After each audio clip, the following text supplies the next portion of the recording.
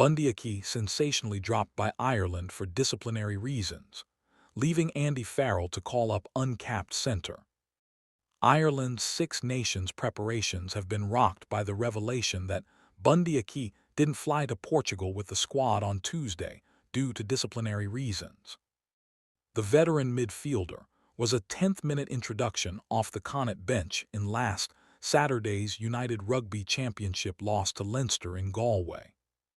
However, his behavior towards the team of officials led by referee Eoghan Cross in the 34-23 defeat has resulted in him getting sensationally dropped from the Ireland squad that jetted to Portugal to begin preparations for the February 5 Six Nations opener away to France.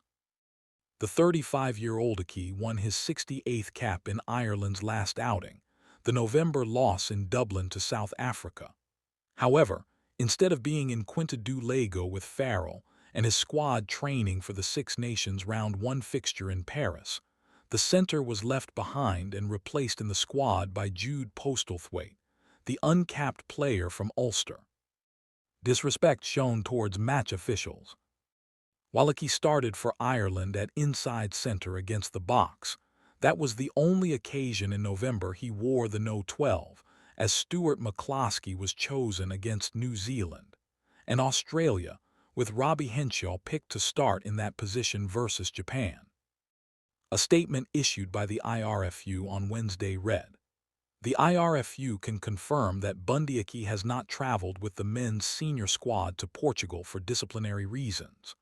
The IRFU does not tolerate any form of disrespect shown towards match officials and does not condone actions that fall below the standards expected of players representing Irish rugby.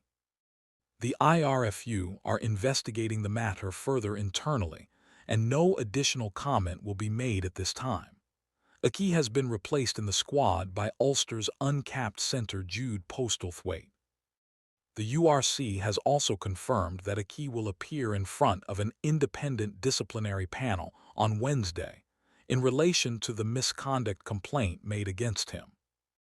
After the Round 10 BKT United Rugby Championship fixture on Saturday, January 24, at Dexcom Stadium in Galway, the player is alleged to have engaged with the match official team on several occasions in a manner which may be deemed to be in breach of the league's disciplinary rules related to misconduct, the statement read.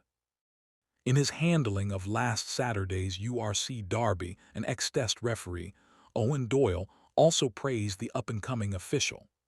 Derby matches are far from easy to referee, and yet they are essential experiences for any official who is targeting a long stay at the top level, wrote Doyle in his Irish Times column.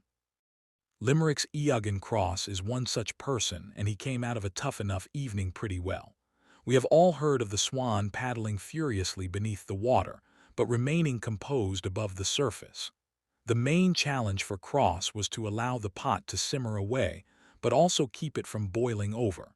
He successfully did so, a positive, important tick in the referee's credit box.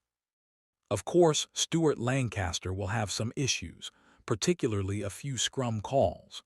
Cross, however, could very usefully review his verbals. Too much explaining can come across as justifying decisions. It also invites unwanted on-field debate. Precise and concise works better, as does a refusal to be drawn into prolonged chats.